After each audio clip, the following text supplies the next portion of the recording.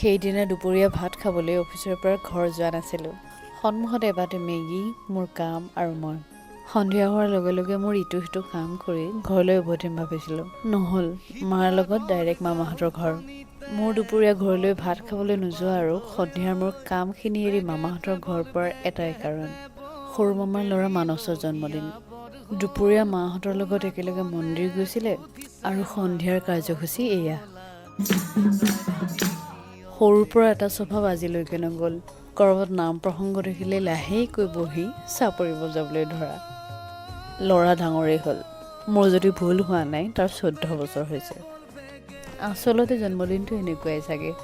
বছৰটোৰ বেছিভাগ সময় অবাবত নষ্ট কৰাৰ পিছত জন্মদিনৰ দিনাই ৰিগ্ৰেট ফিল হয় যে মোৰ বয়স হৈছে।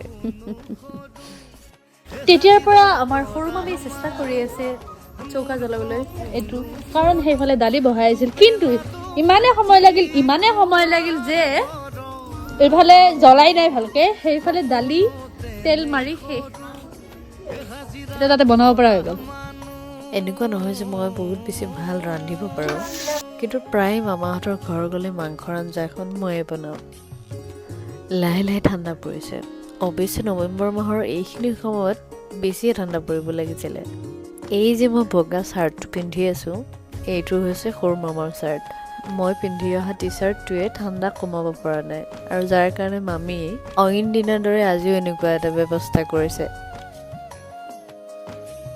মই মামাহঁতৰ এই পৰিৱেশটো খুব ভাল পাওঁ। যান্ত্ৰিকতাৰ পৃথিৱীত সৰলতাৰ লগত জীয়াই থকাটো ইমান সহজ কাম নহয়। মাংস হোৱাৰ লগে লগে আৰু ৰ'বলৈ সময় নাই, কিয়নো 10টা বাজিছে আৰু আপোনালোকৰ তৃহাৰ ৰাতি গাড়ী চলাব ভয় লাগে। যিহেতু আজি মাকো লগত লৈ যাব লাগিব, গতিকে ভাত খাই সোনকালে ঘৰ যোৱাই ভাল হ'ব। বাৰু, মামাহঁতৰ গোটেই পৰিয়ালক বিদায় দি আমি তাৰ পৰা ঘৰ মোৱা হ'লোঁ। মই এতিয়া আপোনালোকৰ মাজৰ পৰা বিদায় লওঁ।